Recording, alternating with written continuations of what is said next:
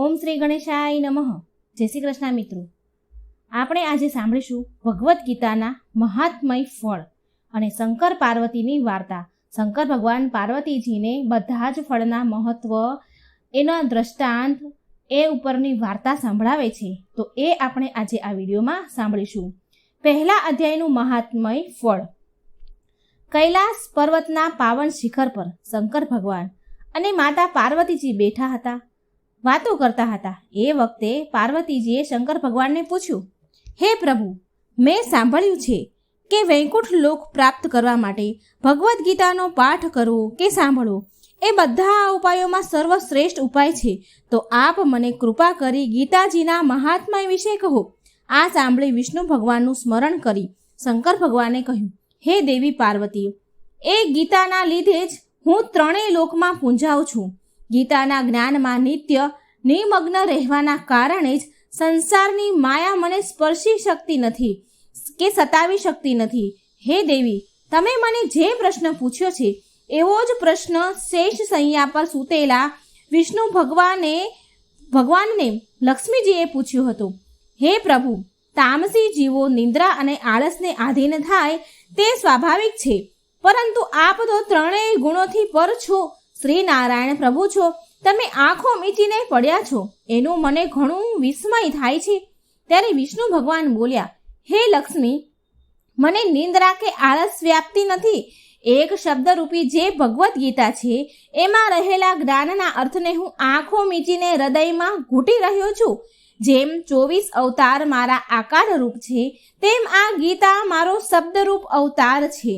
એ અવતારમાં મેં શ્રી કૃષ્ણ બની સમગ્ર જગતના કલ્યાણ માટે વેદ શાસ્ત્ર અને પુરાણોના સારથી પૂર્ણ એ ગીતા શાસ્ત્રને મેં કુરુક્ષેત્રમાં મેદાનમાં અર્જુનને કહી સંભળાવ્યું હતું.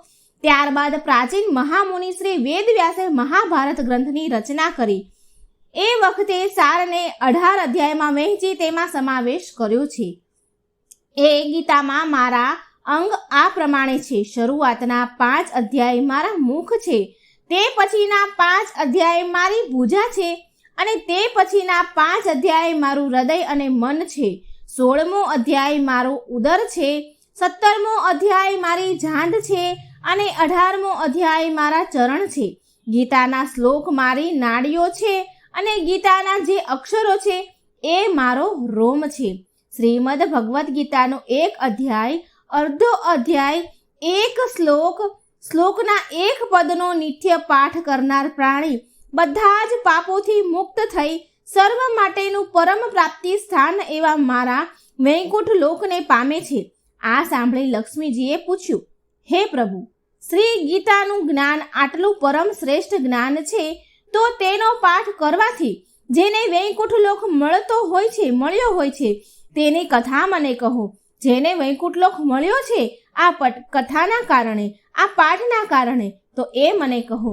પુણ્ય કર્મ કરનારાઓની કથા સંભળાવાથી તો પાપનો નાશ થાય જ છે ને. ત્યારે વિષ્ણુ ભગવાન બોલ્યા, હે લક્ષ્મી, શ્રી ગીતાનો પાઠ શ્રવણ કરીને ઘણા જીવ કૃતાર્થ થયા છે. હું એક કથા કહું છું, તમે સાંભળો. આમ કહી વિષ્ણુ ભગવાને એક બ્રાહ્મણની કથા કહેવા લાગ્યા. મહાત્મય કથા. બકરીઓ ચરાવવા ઘણે જ દૂર જંગલમાં ગયો. ત્યાં તેને સાપ કરડતા.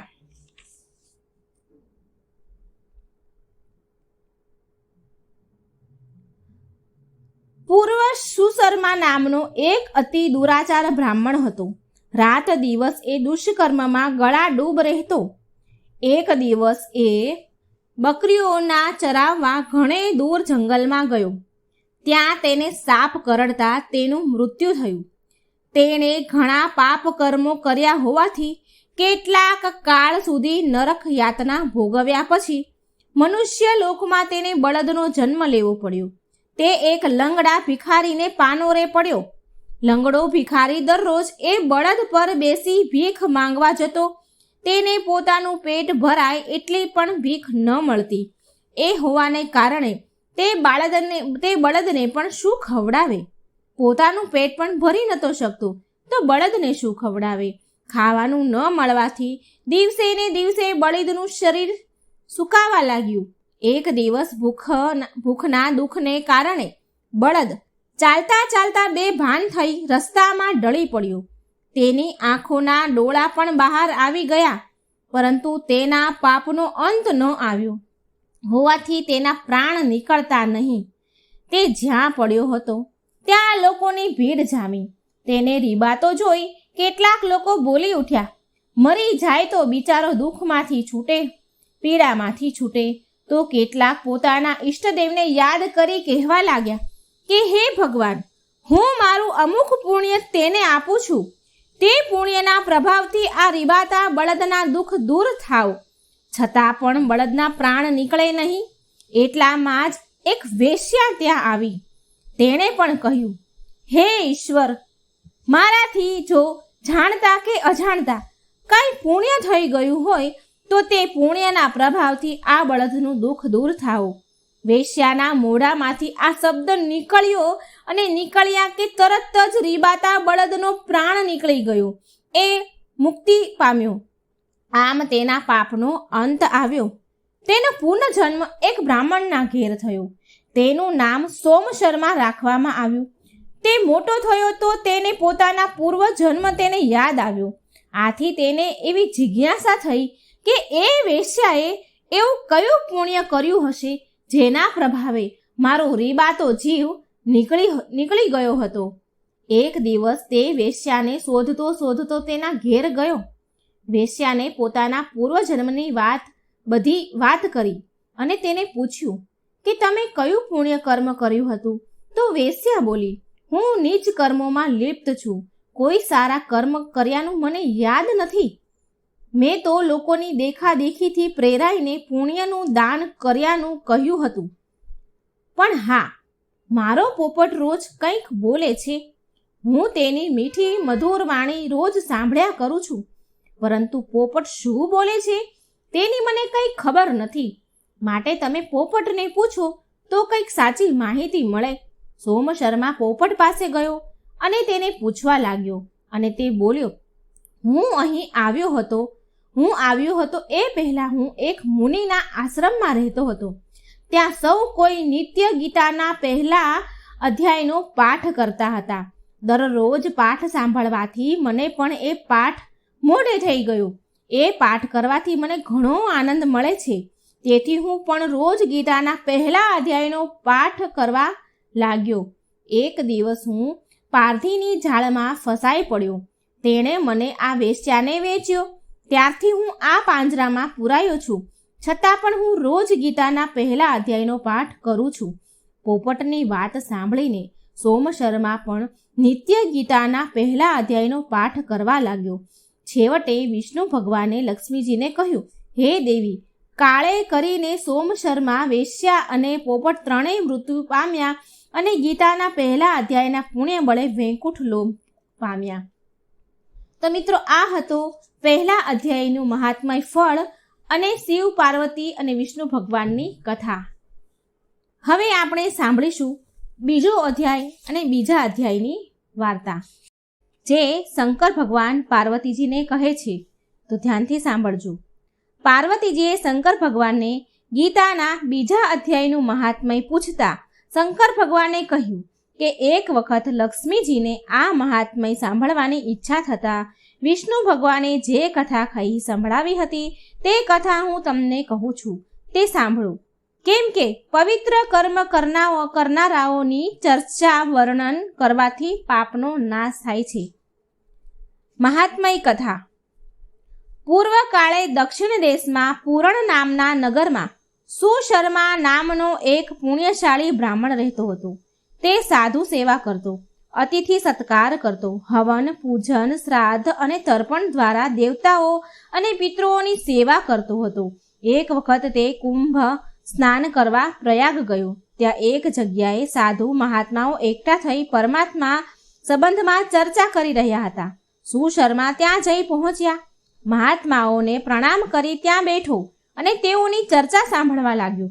ચર્ચા પૂરી થતાં તેને મહાત્માઓની પોતાની મૂંઝવણ જણાવતા પૂછ્યું કે હું હંમેશા સત્કર્મો કરવામાં જ રચ્યો પચ્યો રહું છું. મેં કદી કોઈ ખરાબ કામ નથી કર્યું, છતાં મારા મનને શાંતિ કેમ નથી મળતી? ચિત્ત અશાંત રહેવાના કારણે હું કોઈ પણ વિષય બાબતે અંતિમ નિર્ણય પર આવી શકતો નથી. તેથી હું નિજાનંદના મુખથી વંચિત રહી જાઉં છું. તેથી હે મહાત્માઓ, મને પરમ સુખ પ્રાપ્ત થાય એવો કોઈ રસ્તો કહો. એક ઘડી આધી મેં પૂની આધ, એવા સંગત સાધુ કી હરે કોટી અપરાધ. સુશર્માની વિનંતી ભર્યા શબ્દો સાંભળી એક મહાત્માએ કહ્યું કે હે બ્રાહ્મણ, તું ગીતાજીના બીજા અધ્યાયનો નિત્ય પાઠ કર, જેથી તારા મનને શાંતિ અને સુખ મળે. આ વિષય બાબતની એક પ્રાચીન કથા છે જે હું તને કહું છું, તું સાંભળ. પ્રતિષ્ઠા નગરમાં દુધર્મ નામનો રાજા રાજ કરતો. તેના રાજ્યમાં વિક્રમ શર્મા નામનો એક અતિ લોભી બ્રાહ્મણ હતો. તે બ્રાહ્મણનો જીવન નિર્વાહ રાજા તરફથી થતો હતો. રાજા જ્યારે બીજા બ્રાહ્મણોને અન્નદાન કરવાનું કાર્ય વિક્રમ શર્માને સોંપતા ત્યારે તે બધું જ અનાજ પોતે હજમ કરી જતો. આ ઘોર પાપના પરિણામે તે મૃત્યુ પછી નરકમાં સબડવા લાગ્યો. ઘણા કાળ સુધી નરક ભોગવ્યા પછી ફરીથી તેને મનુષ્ય દેહ મળ્યો. યુવાન થતાં તેના લગ્ન કર્કશા નામની દુષ્ટ સ્ત્રી સાથે થયા. એક દિવસ એ વ્યાભિચારી સ્ત્રીએ એના પ્રેમીના કહેવાથી પોતાના સૂતેલા પતિનું માથું કપાવી નાખ્યું. આમ અકાળે મરણ પામવાથી તેનો આત્મા વનમાં પ્રેત થઈ ભટકવા લાગ્યો.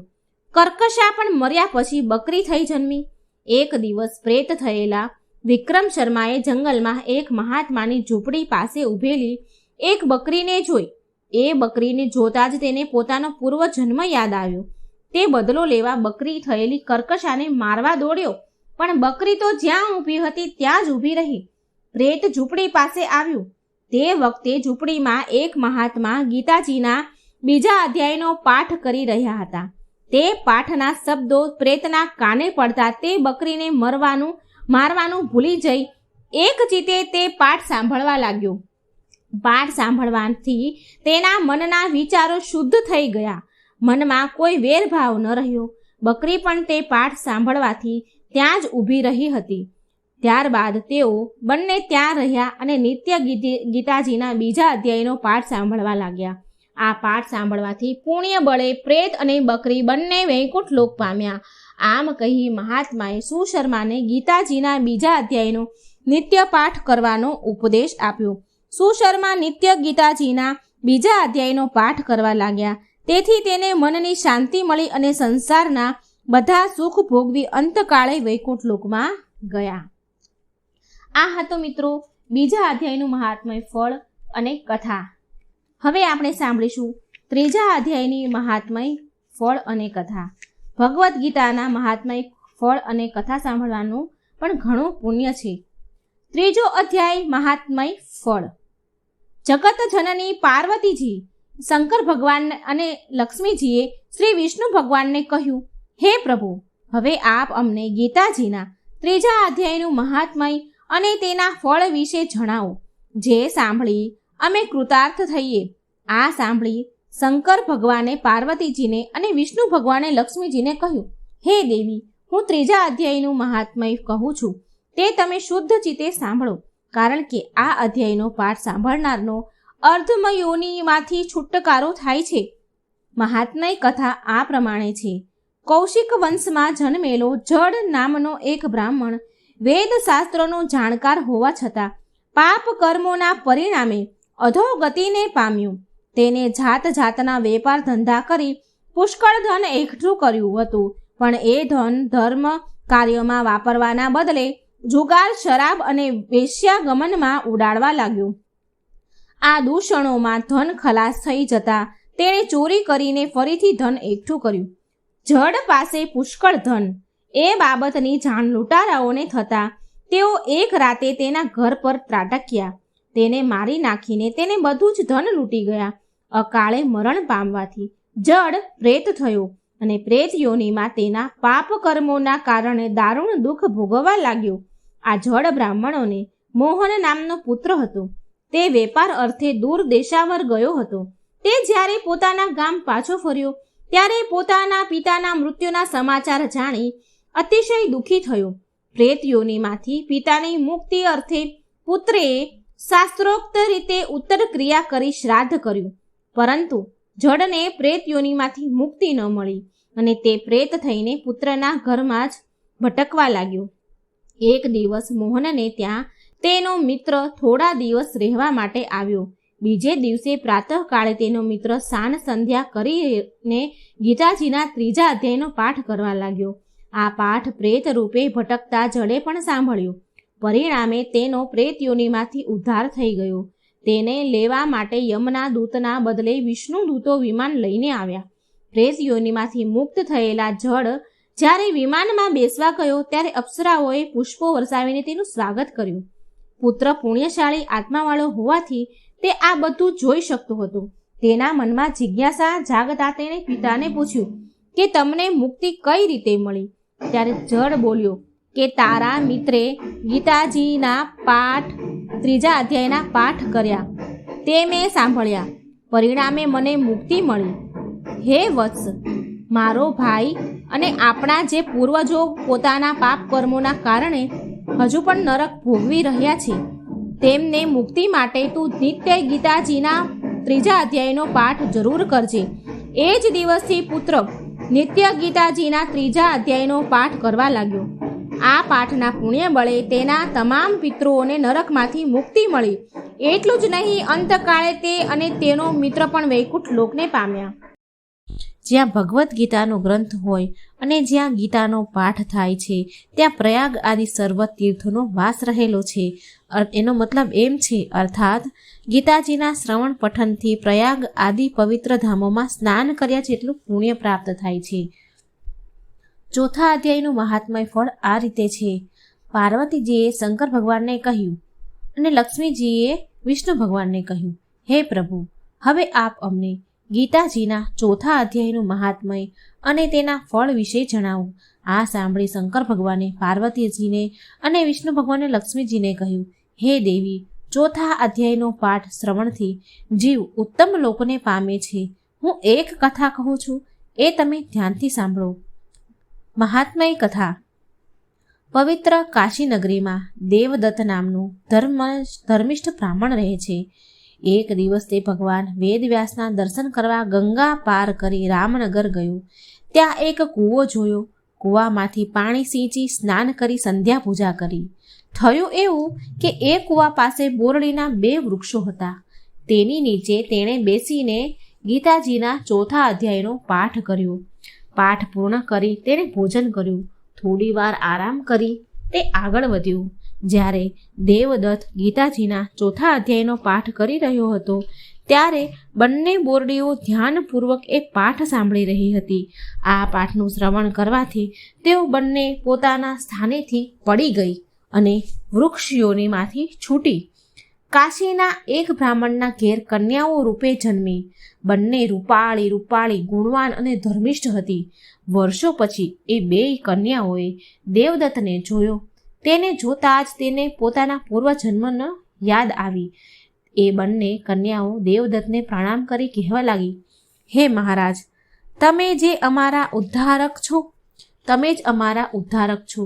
એક સમયે રામનગરમાં કુવા પાસેના 2 બોરડીના વૃક્ષ નીચે બેસીને તમે ગીતાના 4થા અધ્યાયનો પાઠ કર્યો હતો.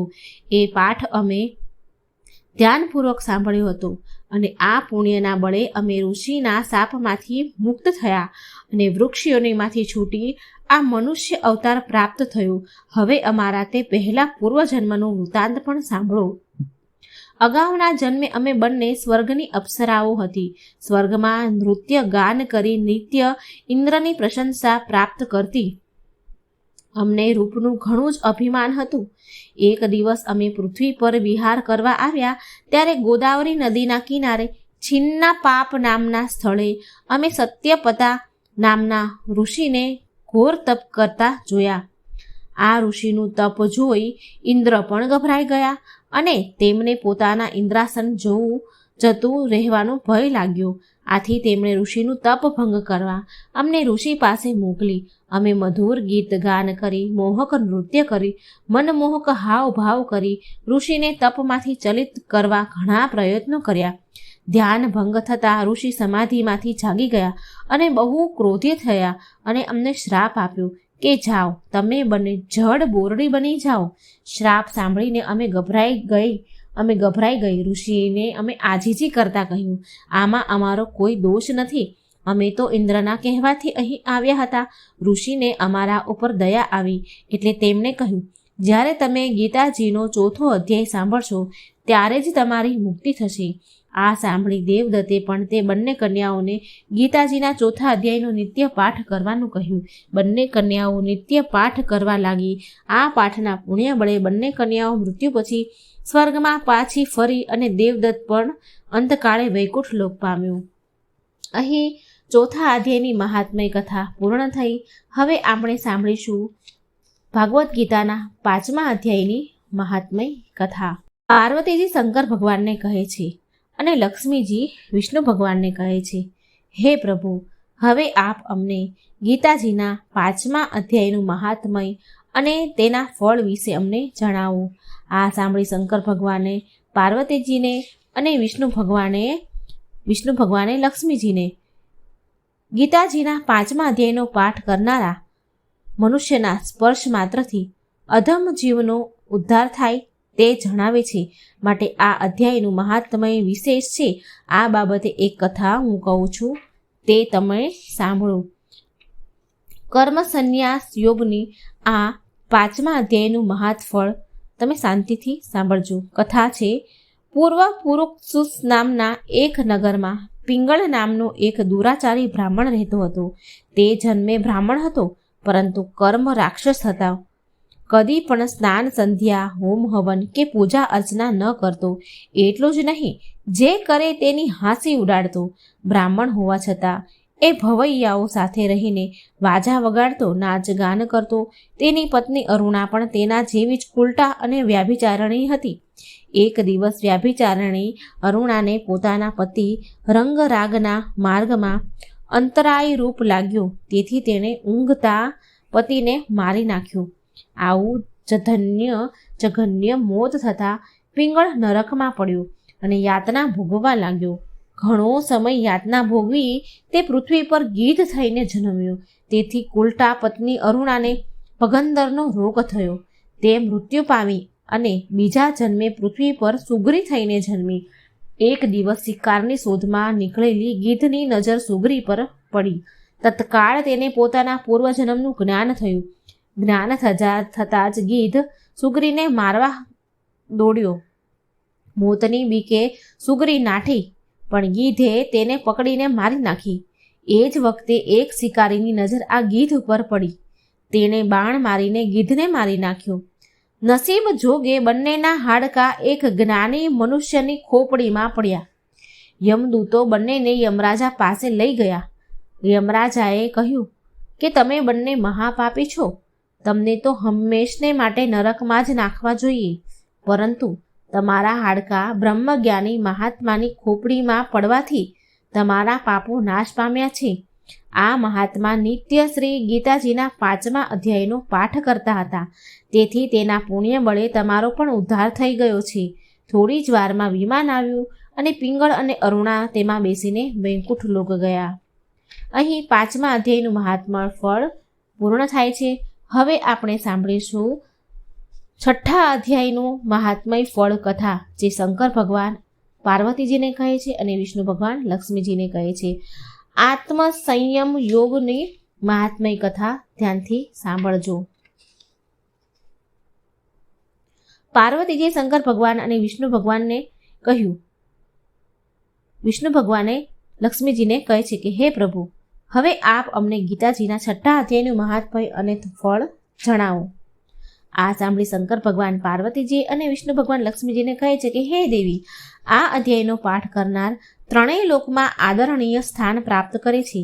આ અંગેની હું એક કથા કહું છું, તે તમે સાંભળો.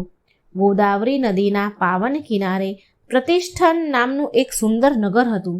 આ નગરમાં રાજાનું નામ જ્ઞાનશ્રુતિ હતું. તે ઘણો જ ધર્મિષ્ઠ હતો. જેટલો જ્ઞાની હતો એટલો દાની પણ હતો. હોમ હવન યજ્ઞ યાગ વ્રત તપ કરતો. સાધુ સંતોની સેવા અને પ્રજાના કલ્યાણમાં જ મગ્ન રહેતો. તીર્થયાત્રા, અતિથિ સત્કાર અને બ્રહ્મભોજન જેવા પવિત્ર કાર્યો કરવામાં તે ઘણો આનંદ પ્રાપ્ત કરતો હતો. એક દિવસ પ્રાતઃકાળે રાજા સૂર્યદેવને અંજલિ આપી રહ્યા હતા. ત્યારે માન સરોવરના હંસોનું એક ટોળું આકાશ માર્ગ પરથી પસાર થઈ રહ્યું હતું.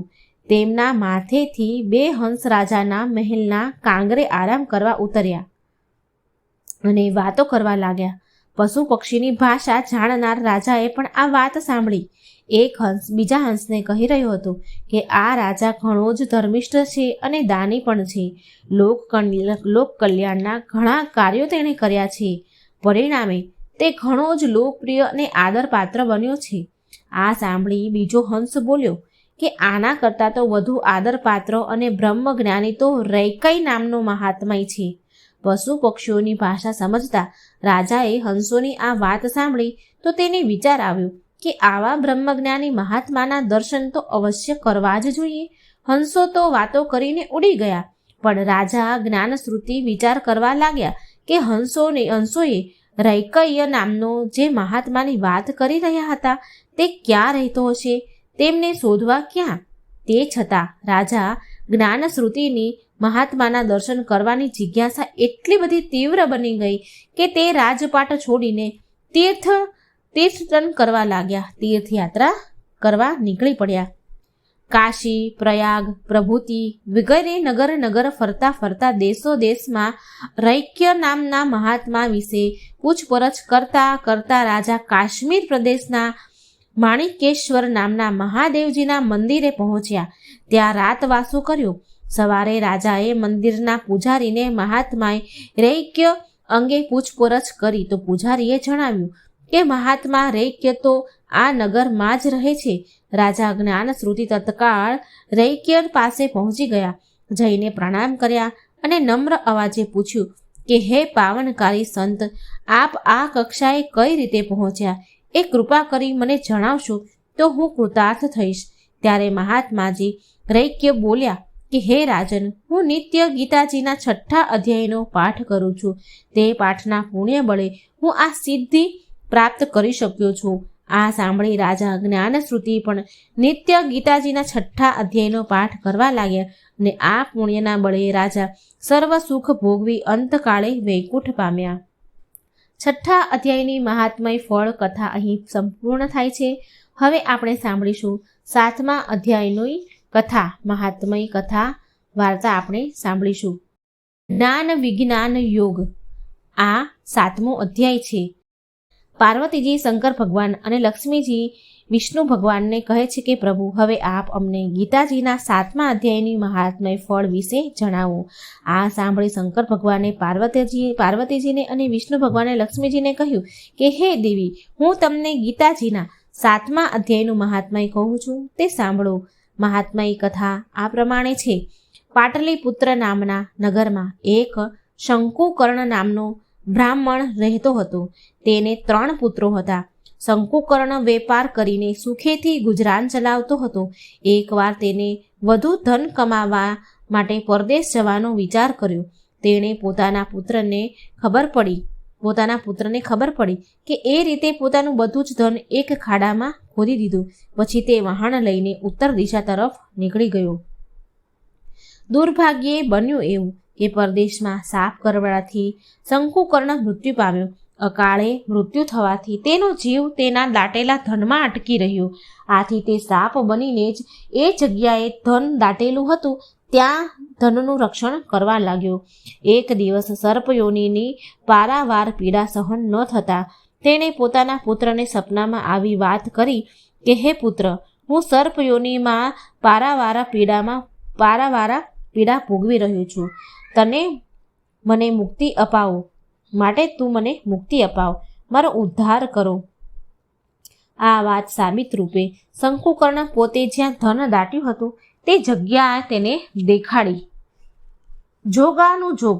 3 ભાઈઓએ એક સાથે જ સપનું જોયું. હવે બન્યું એવું કે વચલા પુત્રના મનમાં બધું જ ધન એકલા જ હડપી લેવું હોય એવી એની ઈચ્છા જાગી. તેણે સવાર પડવાની રાહ પણ ન જોઈ. એ તો રાતોરાત પોતાની પત્નીને સાથે લઈને સપનામાં તેના પિતાએ જે જગ્યા દેખાડી હતી ત્યાં પહોંચી ગયો. પતિ પત્ની બંને તે જગ્યાની જમીન ખોદવા લાગ્યા. એ જ વખતે એક સાપ ઉફાળા મારતો મારતો ત્યાં આવ્યો. પુત્ર તો ડરીને પાછળ હટી ગયો. ત્યારે સાપ બોલ્યો, હે વત્સ, ડર નહીં, હું તારો પિતા છું. તું આ શું કરી રહ્યો છે? ત્યારે તે પુત્ર બોલ્યો કે તમે સ્વપ્નમાં આવીને જે કહ્યું હતું તે પ્રમાણે હું તમને મુક્તિ અપાવવા માટે આવ્યો છું અને જમીનમાં જે ધન દાટ્યું છે તે બહાર કાઢી લઈશ, એટલે તમારો ઉદ્ધાર થઈ જશે. પુત્રના આ શબ્દો સાંભળી સર્પયોનીમાં પીડાતો પિતા બોલ્યો કે આમ તું દાટેલું ધન બહાર કાઢી લઈશ, તેથી મને મુક્તિ મળવાની નથી. તમે ત્રણેય ભાઈઓ સાથે મળીને શ્રાદ્ધના દિવસે શ્રી ગીતાજીનું પૂજન કરી 7મા અધ્યાયનો પાઠ કરો, પછી બ્રહ્મ ભોજન કરાવી યથાશક્તિ દક્ષિણા આપો, તો જ મારી મુક્તિ થશે. તે પછી જ તમે ત્રણેય ભાઈઓ દાટેલું ધન મેળવી શકશો, નહીંતર આ ધન ભ્રમર બનીને ઉડી જશે. વચલા પુત્રને લાગ્યું કે પિતાની સદગતિ થયા વગર ધન મળવાનું નથી, એટલે તે પત્નીને લઈને પાછો ફર્યો. ઘેર જઈને પોતાના બંને ભાઈઓએ વિગતે વાત કરી. ત્રણેય ભાઈઓએ શ્રાદ્ધના દિવસે 5 વિદ્વાન બ્રાહ્મણોને બોલાવ્યા, શ્રી ગીતાજીનું પૂજન કર્યું અને બ્રાહ્મણો પાસે જ ગીતાજીના 7મા અધ્યાયનો પાઠ કરાવ્યો. પછી બ્રહ્મ ભોજન કરાવી યથાશક્તિ દક્ષિણા આપી બ્રાહ્મણોને વિદાય કર્યા. આ કાર્યના પુણ્ય બળે શંકુકર્ણ સર્પયોનીમાંથી મુક્ત થયો અને સ્વર્ગલોકમાં ગયો. ત્યારબાદ ત્રણેય ભાઈઓએ જમીન ખોદી દાટેલું ધન બહાર કાઢ્યું અને સરખા ભાગે વહેંચી દીધું. શ્રી ગીતા પાઠનો આવો ઉત્તમ મહિમા જાણી ત્રણેય ભાઈઓ નિત્ય ગીતાજીના 7મા અધ્યાયનો પાઠ કરવા લાગ્યા અને પૃથ્વીલોકના સર્વ સુખ ભોગવી અંતકાળે વૈકુંઠ ગયા. ગીતાજીનો 7મા અધ્યાયની મહાત્મય કથા પૂર્ણ થઈ. હવે આપણે સાંભળીશું અક્ષર બ્રહ્મ યોગ 8મો અધ્યાયની મહાત્મય કથા ફળ. માં પાર્વતીજીને કહ્યું અને શ્રી વિષ્ણુ ભગવાને લક્ષ્મીજીને કહ્યું કે હવે તમે ગીતાજીના અતિશય પાવનકારી અને પરમ પદની પ્રાપ્તિ કરાવનારા ગીતાજીના 8મા અધ્યાયનું મહાત્મય ફળ વિશે તમે સાંભળો. તે સાંભળી તમને ઘણી પ્રશંસા થશે. દક્ષિણ પ્રદેશમાં આમદરપુર નામના નગરમાં ભાવ શર્મા નામનો એક બ્રાહ્મણ રહેતો હતો. તે માત્ર જન્મે જ બ્રાહ્મણ હતો, પરંતુ કર્મ તો કસાઈને પણ શરમાવી દે એવા હતા. તે રાત દિવસ અનીતિ અને પાપ કર્મ કરવામાં જ ડૂબેલો રહેતો અને બ્રહ્મ કર્મ નિંદા જ કર્યા કરતો. એક દિવસની વાત છે. ભાવ શર્માએ પુષ્કળ તાળી પી લીધી. અત્યંત નશો ચઢી જવાથી તે લથડિયા ખાતો પોતાના ઘર તરફ જઈ રહ્યો હતો. ત્યારે શરીરનું સમતોલન ન જાળવી શકતા તે જમીન પર પટકાયો. દુર્ભાગ્યે તેનું માથું એક પથ્થર સાથે જોરથી અથડાતા તેનું મૃત્યુ થયું. પાપ કર્મોના કારણે ભાવ શર્મા વૃક્ષ યોનિને પ્રાપ્ત થયું. તે જ સ્થાને તાડનું વૃક્ષ બનીને નિવાસ નાખતો, પીડા ભોગવતો, પોતાના પાપ કર્મોને યાદ કરી આંસુ વહાવા લાગ્યો. દાઝેલા પરડામની જેમ તે તાડના વૃક્ષ પર એક બ્રહ્મ રાક્ષસ પોતાની પત્ની સાથે રહેવા આવ્યો. તે બ્રહ્મ રાક્ષસની પૂર્વજન્મની કથા આ મુજબ છે. તે બ્રહ્મ રાક્ષસ કુશીબલ નામનો બ્રાહ્મણ હતો. તે વેદાંગના તત્વોને જાણનારી, સર્વશાસ્ત્રોના જ્ઞાતા અને સદાચારી હતો. તેની પત્ની કુમતી તેના નામ પ્રમાણે જ ખરાબ સ્વભાવ અને વિચારવાળી હતી. કુશીબલ ઘણો જ વિદ્વાન હતો, આથી તે પુષ્કળ દાન મળતું હતું, પરંતુ સ્વભાવે ઘણો જ લોભી હોવાના કારણે તે ધન ભેગું જ કર્યા કરતો, કદાપી કોઈને કોઈ પાયનું પણ દાન ન કરે.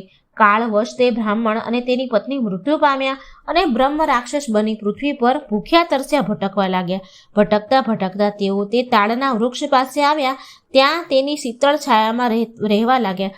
એક રાતે બ્રહ્મ રાક્ષસની પત્નીએ પોતાના પતિને પૂછ્યું કે હે નાથ, આપણા આ ભયંકર દુઃખો ક્યારે દૂર થશે? આપણે આ બ્રહ્મ રાક્ષસની યોનિમાંથી ક્યારે છૂટશું? આપણે શી રીતે ઉદ્ધાર આપણો થશે? ત્યારે બ્રહ્મ રાક્ષસ બોલ્યો, બ્રહ્મ વિદ્યાનો ઉપદેશ, આધ્યાત્મક તત્વોનો વિચાર અને કર્મ વિધિના જ્ઞાન વિના આપણને મુક્તિ મળવાની મુશ્કેલ છે. આ સાંભળી તેની પત્નીએ પૂછ્યું કે તદ બ્રહ્મ કિમધ્યાંતમ કિમ કર્મ પુરુષતમ. તે બ્રહ્મ શું છે, અધ્યાત્મક શું છે અને કર્મ શું છે? તેની પત્ની આટલું બોલી કે તરત જ એક આશ્ચર્યજનક ઘટના બની. તે સાંભળો. ઉપરોક્ત કથન ભગવદ્ ગીતાનો 8મા અધ્યાયનો અડધો શ્લોક હતો કે જે તેમના મુખેથી અનાયાસે નીકળી ગયો હતો. તે અડધા શ્લોકના મહાત્મ્યથી તે પતિ પત્ની બ્રહ્મ રાક્ષસની યોનિમાંથી મુક્ત થયા. તરત જ વિષ્ણુ દૂતો દિવ્ય વિમાન લઈને આવ્યા અને તે પતિ પત્નીને તેમાં બેસાડી વૈકુંઠ લોક લઈ ગયા. ઉપરોક્ત ગીતાજીના 8મા અધ્યાયના અડધા શ્લોકનું શ્રવણ તાળનું વૃક્ષ બનીને પીડા ભોગવતા ભાવ શર્માએ પણ કર્યું હતું. આથી કરીને તે પણ વૃક્ષ યોનિમાંથી મુક્ત થયો. તાળનું વૃક્ષ સુકાઈને પડી ગયું. બીજા જન્મે આ ભાવ શર્માનો જન્મ એક પવિત્ર ધર્મનિષ્ઠ બ્રાહ્મણના ઘેર થયો. મોટો થયો. પ્રારબ્ધ બળે ગીતાજીના પાઠમાં 8મા અધ્યાયનો પાઠ કરવા લાગ્યો અને આ પાઠના પુણ્ય વડે તે સંસારના તમામ સુખ ભોગવી મૃત્યુ પામતા વૈકુંઠ લોક પામ્યો. આ હતો ગીતાજીના 8મા અધ્યાયનું મહાત્મય ફળ કથા. ગીતાજીના 9મા અધ્યાયનું મહાત્મય ફળ કથા. રાજવિદ્યા રાજગૃહ યોગ. ભગવદ્ ગીતાના 18 અધ્યાય છે અને 18 અધ્યાય પાછળની કથાઓ પણ છે કે કોણે કોણે આ અધ્યાય વાંચ્યો છે અને એને શું ફળ મળ્યા છે, કેવી પાપ યોનિમાંથી, કેવી વૃક્ષ યોની, પશુ યોનિમાંથી એને મુક્તિ મળી છે. જીવ ભટકતો હોય તો એને આ અધ્યાય સાંભળવાથી એને મુક્તિ મળી છે, વૈકુંઠ ધામ મળ્યું છે. તો એ કથાઓ હું તમને આજે કહેવા જઈ રહી છું. તો આપણે સાંભળીશું 9મા અધ્યાયનું મહાત્મય ફળ કથા. શંકર ભગવાને પાર્વતીજીને અને વિષ્ણુ ભગવાને લક્ષ્મીજીને કહ્યું, હે દેવી, હવે તમે ગીતાજીના 9મા અધ્યાયની મહાત્મય ફળ વિશે સાંભળો. પૂર્વકાળ નર્મદા નદીના ઉત્તર તટે વસેલી મહિષ્મતી નદી નામની નગરીમાં માધવ નામનો વિદ્વાન અને ધનવાન બ્રાહ્મણ રહેતો હતો. એક વખત માધવને વિચાર આવ્યો કે ધર્મ ધ્યાન તો ઘણા કર્યા, હવે મારે સોમ યજ્ઞ કરવો છે અને તેને યજ્ઞની તૈયારી શરૂ કરી દીધી અને બલિદાન માટે એક બકરો લઈ આવ્યો. માધવે રાત્રિના સમયે બકરાને તે રડતો જોયો તો તેણે પૂછ્યું કે તું શા માટે રડી રહ્યો છે? ત્યારે બકરાને વાચા ફૂટી અને બોલ્યો.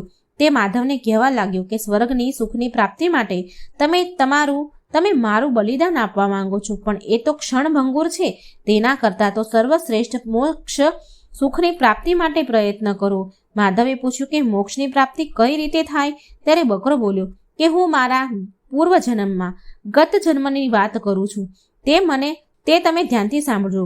કેટલાક જન્મો પહેલા હું એક બ્રાહ્મણ હતો અને સ્વધર્મનું પાલન કરતો. એક વખત મારો એકનો એક પુત્ર અત્યંત માંદો પડ્યો. તેની સાજો કરવા મેં માતાજીના મંદિરે એક બકરાની બલિ ચઢાવી. મારો પુત્ર તો સાજો થઈ ગયો, પણ ઘોર પાપ કૃત્યના પરિણામે અનેક યોનિમાં હું ભટકીને આજે પણ આ પશુની યોનિમાં અસહ્ય પીડા ભોગવી રહ્યો છું. અને તમે પણ એ જ પાપ કૃત્ય કરવાને તૈયાર થયા છો. ક્ષણિક સુખ માટે કોઈનો વધ કરી અંતે ચીરકાળ સુધી દુઃખ ભોગવ્યા કરવું એ તો બુદ્ધિમાન વ્યક્તિનું કામ નથી. આ બકરાના જન્મ પહેલા હું વાંદરો હતો. એક દિવસ ગ્રહણના સમયે નર્મદા નદીના કિનારે એક રાજા એક બ્રાહ્મણને દાન આપી રહ્યો હતો. તે બ્રાહ્મણને દાનનો સ્વીકાર કરતો જોઈ બીજા બ્રાહ્મણો તેને સમજાવવા લાગ્યા કે ગ્રહણના દિવસે દાન લેવું મહાપાપ કહેવાય. આવું દાન લેનારો નીચ યોનિને પ્રાપ્ત કરે છે. ત્યારે દાન લેનારો બ્રાહ્મણ બોલ્યો, હું કોઈ લોભ લાલચથી દાન નથી લેતો, માત્ર શરીરના નિર્વાહ અર્થ દાન લઉં છું. વળી હું નિત્ય ગીતાજીના 9મા અધ્યાયનો પાઠ કરું છું, જેનાથી મારા તમામ પાપનો નાશ થાય છે. આમ કહીને બકરો બોલ્યો કે હે બ્રાહ્મણ, એ સમયે હું પણ ઝાડ પાસે બેઠો હતો. મેં આ વાત સાંભળી હતી. તમે મારું બલિદાન આપવાના બદલે ગીતાજીના 9મા અધ્યાયનો પાઠ કરો તો તમારા અને મારા બંનેનો ઉદ્ધાર થશે. માધવને બકરીની વાત ગમી, સાચી લાગી. તેણે ગીતાજીના 9મા અધ્યાયનો પાઠ કર્યો. આ પાઠનું શ્રવણ કરતાં જ બકરો પશુઓનીમાંથી મુક્ત થઈ ગયો. આ જોઈ માધવે જીવનભર નિત્ય 9મા અધ્યાયનો પાઠ કરવાનો પવિત્ર સંકલ્પ કર્યો. આ પાઠના પુણ્ય બળે માધવ પૃથ્વી પરના સમસ્ત સુખ ભોગવી અંતકાળે વૈકુંઠ લોક પામ્યો. 9મો અધ્યાયનું મહાત્મય ફળ કથા અહીં સંપૂર્ણ થાય છે. હવે આપણે સાંભળીશું વિભૂતિ યોગ 10મો અધ્યાયની મહાત્મય ફળ કથા. આ મહાત્મય કથા પૂરી ધ્યાનથી સાંભળજો. કૈલાસ નિવાસી શંકર ભગવાને પાર્વતીજીને અને ક્ષીરસાગરમાં શેષ શૈયા પર શયન કરનારા શ્રી વિષ્ણુ ભગવાને લક્ષ્મીજીને કહ્યું કે હે દેવી, હવે હું ગીતાજીના 10મા અધ્યાયના મહાત્મય ફળ વિશેની પરમ પાવન કથા કહું છું, તે તમે સાંભળો. પવિત્ર કાશી નગરીમાં એક બ્રહ્મજ્ઞાની તપસ્વી બ્રાહ્મણ રહેતો હતો. તે નિત્ય બ્રહ્મ મુહૂર્તે સ્નાન કરી શ્રી કાશી વિશ્વનાથના મંદિરે દર્શન કરવા જાય. દર્શન કરીને તે ત્યાં જ ધ્યાનમાં બેસે. આ જોઈ મારા ભૃંગી નામના ગણે મને જિજ્ઞાસાવશ મને પૂછ્યું કે હે પ્રભુ, આ બ્રાહ્મણ કોણ છે? તેણે એવું કર્યું તપ, હોમ કે જપ કર્યા છે કે જ્યારે તે ધ્યાનમાં બેસે છે ત્યારે આપ તેને સન્મુખ પ્રગટ થાવ છો, તેમજ ડગલે ને પગલે તેને સહાય કરવા તત્પર બનો છો? આ સાંભળીને મેં કહ્યું, હે વત્સ, આ જાણવા માટે આ બ્રાહ્મણના ગયા જન્મની વાત હું કહું છું, તે સાંભળ. એક સમયની વાત છે. કૈલાસ પર્વત પર હું બેઠો હતો. એ સમયે કાળા રંગનો એક હંસ એક સુંદર તાજું કમળ લઈને આવ્યો. કમળ મારા ચરણમાં મૂકી મને પ્રણામ કર્યા. મેં તેને મારી પાસે બેસાડ્યો અને પૂછ્યું, હે હંસ, તું કોણ છે? તારા શરીરનો રંગ શ્વેતના બદલે કાળો કેમ છે? તું મારી પાસે જે હેતુથી આવ્યો હતો તે મને જણાવ. ત્યારે તે હંસ બોલ્યો, હે ભગવાન, આપ તો સર્વજ્ઞ છો. આપનાથી તો ક્યાં કંઈ છુપાયેલું છે? કંઈ છુપાતું નથી. છતાં પણ આપ પૂછો છો તો હું બતાવું છું. મને બ્રહ્માજીનું વાહન સમજો. એક દિવસ હું આપના દર્શન કરવાની ઈચ્છાથી બ્રહ્મલોકમાંથી ઉડતો આવી રહ્યો હતો. ત્યારે રસ્તામાં માન સરોવર આવ્યું અને મારી ઉડતાની ગતિ એકાએક રૂંધાઈ ગઈ. હું પૃથ્વી પર પડ્યો અને પડતા જ બેભાન થઈ ગયો. જ્યારે ભાનમાં આવ્યો ત્યારે મારું આખું શરીર કાળું થઈ ગયેલું જોયું. હું એકાએક ઉડતો અહીં કેવી રીતે પડી ગયો તે અંગે વિસ્મિત થઈ વિચારી રહ્યો હતો. ત્યાં જ સરોવરમાંથી અવાજ આવ્યો કે હે હંસ, તું આકાશ માર્ગે ઉડતા મને ઓળંગી ગયો. તે પાપના પરિણામે તું પૃથ્વી પર પડ્યો અને તારું શરીર કાળું થઈ ગયું છે. મેં અવાજની દિશામાં જોયું તો અવાજ કમળોની વચ્ચે આવેલી એક કમલિનીમાંથી આવી રહ્યો હતો. હું તેની નજીક ગયો અને પ્રદક્ષિણા કરી પૂછ્યું, તમે કોણ છો? તમે કમલિની કેમ થયા? આ સાંભળી કમલિની બોલી, મારા આ જન્મ પહેલાના 3જા જન્મે હું એક પતિવ્રતા બ્રાહ્મણી હતી. એક દિવસ હું મારી મેનાને ભણાવવા એવી લીન થઈ ગઈ કે મને મારા પતિના આગમનનું ભાન પણ ન રહ્યું. આ જોઈ પતિદેવ રોષે ભરાઈને મને શ્રાપ આપ્યો કે તું પણ મેના થઈ જા. કાળવશ મૃત્યુ પછી હું મેના જ થઈ. પતિવ્રતા હોવાના ફળરૂપે એક ઋષિના આશ્રમમાં મને આશરો મળ્યો. તે ઋષિ નિત્ય પ્રાતઃકાળે ગીતાજીના 10મા અધ્યાયનો પાઠ કરતા હતા. તે પાઠનું નિત્ય શ્રવણ કરવાથી કાલવશ મૃત્યુ બાદ હું સ્વર્ગલોકની અપ્સરા બની. મારું નામ પદ્માવતી રાખવામાં આવ્યું. એક દિવસ હું વિમાનમાં બેસી આકાશમાં વિહાર કરતી હતી. આ સરોવરે આવી. હું સ્નાન કરતા સરોવરમાં ઉતરી તેવામાં જ ત્યાં દુર્વાસા મુનિ આવી પહોંચ્યા. તેમણે મને વસ્ત્રહીન અવસ્થામાં સ્નાન કરતા જોઈ. મેં ગભરાઈને કમલીનું રૂપ ધારણ કરી લીધું. આ જોઈ દુર્વાસા મુનિએ મને શ્રાપ આપી દીધો કે તે સરોવરમાં વસ્ત્રહીન અવસ્થામાં સ્નાન કર્યાનું મહાપાપ કર્યું છે. તેથી તું આ કમલિનીના રૂપમાં જ 100 વર્ષ સુધી પડી રહે છે. હે હંસ, તું અહીં મારી પાસે ઊભો છે. એ સમયે જ દુર્વાસા મુનિએ મને આપેલ શ્રાપને 100 વર્ષ પૂરા થયા છે. આથી હું આજે તે શ્રાપમાંથી મુક્ત થાઉં છું. હવે હું ગીતાજીના 10મા અધ્યાયનો પાઠ કરું છું. તે પણ સાંભળ. તેના શ્રવણ માત્રથી તું પણ આજે જ મુક્ત થઈશ. આમ કહી કમલિનીએ સ્પષ્ટ અને મધુર વાણીમાં ગીતાજીના 10મા અધ્યાયનો પાઠ કર્યો અને તે મુક્ત થઈ વિષ્ણુ લોકમાં ગઈ. પરંતુ આપના દર્શન કરવા માટે જ હું તે આપેલા આ ઉત્તમ કમળને લઈને અહીં આવ્યો છું. આટલી કથા મને સંભળાવી તે હંસે પોતાના શરીરનો ત્યાગ કરી દીધો. આ એક અદ્ભુત ઘટના હતી. તે હંસ જ નવા જન્મે આ બ્રાહ્મણ રૂપે જન્મ્યો. ગત જન્મના પુણ્યના બળે પરિણામે આ જન્મે તે બ્રહ્મજ્ઞાની થયો. ગીતાજીના 10મા અધ્યાયનો નિત્ય પાઠ કરવાથી તે નિત્ય મારા દર્શન કરી શકે છે. હે પાર્વતી, આ પ્રમાણે મેં ભૃંગીગણને આ પાપનાશક કથા કહી હતી અને આજે તે કથા મેં તમને કહી સંભળાવી છે. આવું મહાન છે ગીતાના 10મા અધ્યાયનું મહાત્મય ફળ. અહીં 10મા અધ્યાયનું મહાત્મય ફળ પૂરું થયું. હવે આપણે સાંભળીશું ગીતાજીના 11મા અધ્યાયનું મહાત્મય ફળ. વિશ્વરૂપ દર્શન યોગ આ 11મા અધ્યાયનું નામ છે. 11મા અધ્યાયનું મહાત્મય ફળ. શ્રી શંકર ભગવાને પાર્વતીજીને અને વિષ્ણુ ભગવાને લક્ષ્મીજીને કહ્યું કે હવે હું ગીતાજીના 11મા અધ્યાયનું મહાત્મય કહું છું, તે તમે સાંભળો કે જેના શ્રવણ માત્રથી મહાન પાપીઓ પણ પોતે કરેલ પાપોમાંથી છૂટી મોક્ષ પામે છે. પૂર્વકાળે વિવાહ મંડપ નામના એક નગરમાં હોલિકા નામનો એક ખેડૂત બ્રાહ્મણ રહેતો હતો. તે ખેતરની ચોકીદારી કરીને પોતાનું પેટ ભરતો હતો. એક દિવસની વાત છે. બપોરનો સમય હતો. તે ખેતરની ચોકીદારી કરી રહ્યો હતો. તેવામાં એક મુસાફર ત્યાંથી નીકળ્યો. તે સમયે એક અત્યંત ભૂખ્યો ગીધ તે મુસાફર પર તૂટી પડ્યો અને પોતાના તીક્ષ્ણ ન્યોર નખોથી તેને ચાંચ વડે મુસાફરને ફાડી નાખ્યો અને ખાધું. આરામ કરતો હોલિકા આ બધું જ જોઈ રહ્યો હતો. તેણે ધાર્યું હોત તો મુસાફરને બચાવી શક્યો હોત, પણ મારે શું એમ વિચારીને તે ઊભો પણ ન થયો. એટલામાં જ એક મહાત્મા ત્યાંથી પસાર થયા. ગીધ મુસાફરને મારીને ખાઈ રહ્યો હતો. આ જોઈ મહાત્માના મનમાં તિરસ્કાર જાગ્યો અને તેમણે હોલિકાને શ્રાપ આપતા કહ્યું, તને ધિક્કાર છે, તું ઘણો નિર્દયી છે. તું રાક્ષસથી ઓછો નથી, માટે તું રાક્ષસ થઈ જા.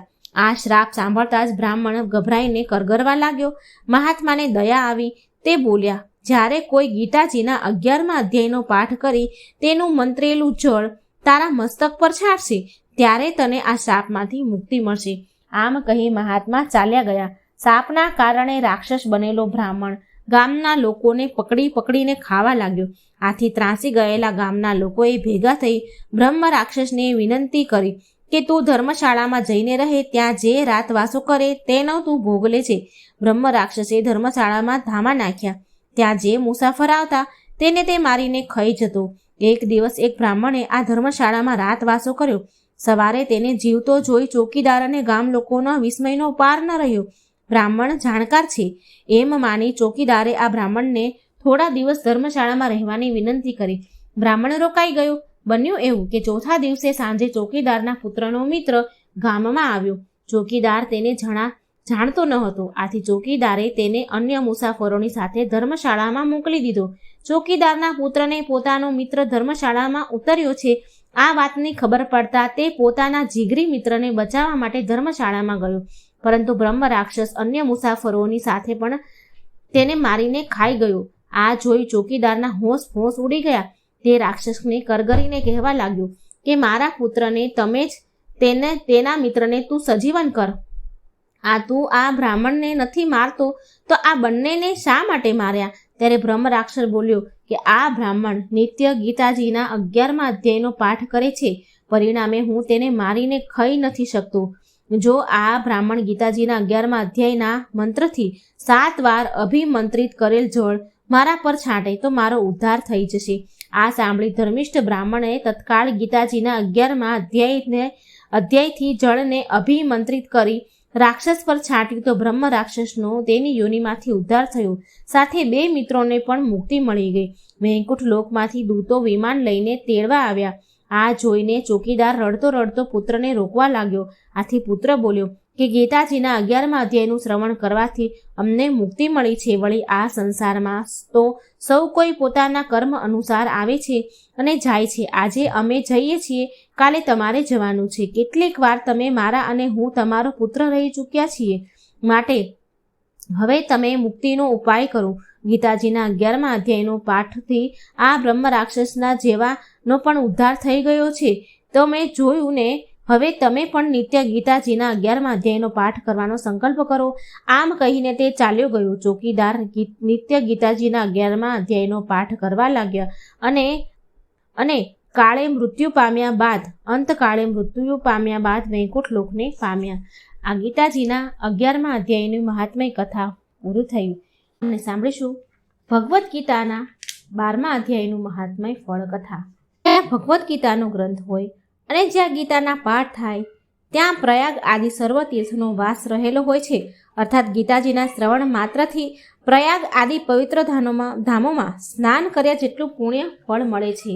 અને આ ગીતાના અધ્યાયનો વાંચવાથી, એનું મહાત્મય કથા ફળ વાંચવાથી આપણા પાપો બળીને ભસ્મ થાય છે અને આ લોકમાં બધું જ સુખ ભોગવીને, સર્વ સુખ ભોગવીને ભગવાનના વૈકુંઠ ધામમાં આપણને વાસ મળે છે.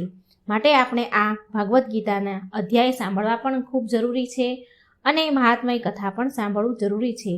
એક એક અધ્યાયના શું મહત્વ છે એ બધું જ આ કથાઓમાં મહાત્મય ફળમાં જાણવા મળશે. અત્યાર સુધી આપણે 11 અધ્યાય સાંભળ્યા. હવે 12મા અધ્યાયનું મહાત્મય ફળ કથા સાંભળીશું. અધ્યાય 12 ભક્તિ યોગ.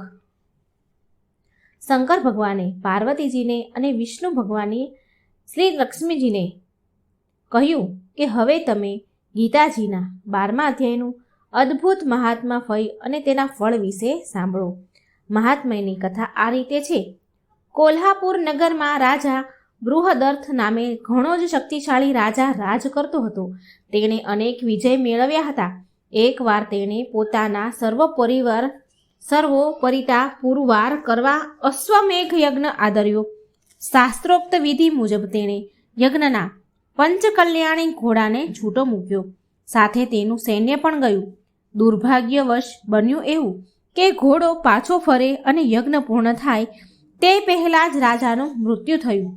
યજ્ઞ અધૂરો ન રહે તે માટે રાજાના પુત્રએ